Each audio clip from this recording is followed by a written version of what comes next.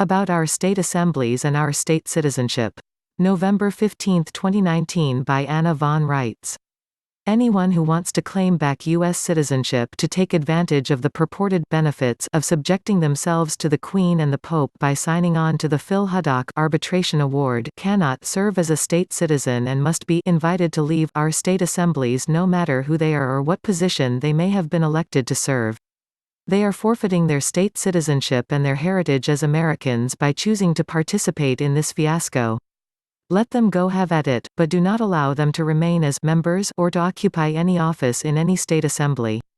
Our states of the Union allow only one form of citizenship, and that is state citizenship. No federal citizenship at all. Ever.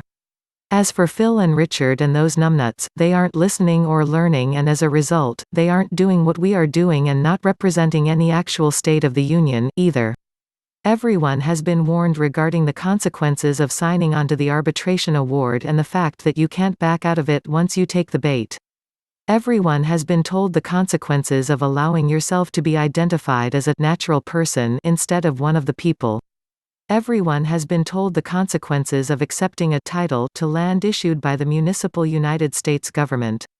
Everyone has been warned that Richard Shome is a former high-level Department of Administration accounting consultant and that he has not reclaimed his identity as an American state national, and so far as we have been able to determine, has not signed onto the Arbitration Award himself. So if this is such a good idea and he is pushing it so hard, why isn't his name on the roster? Be ye not like dumb, driven cattle. Study to make yourselves approved. And stand firm in what is right. Otherwise, the doorway to the slaughterhouse you were just delivered from, is still open and available for you to walk back into. If you are an American, there are only two choices, American state national or American state citizen.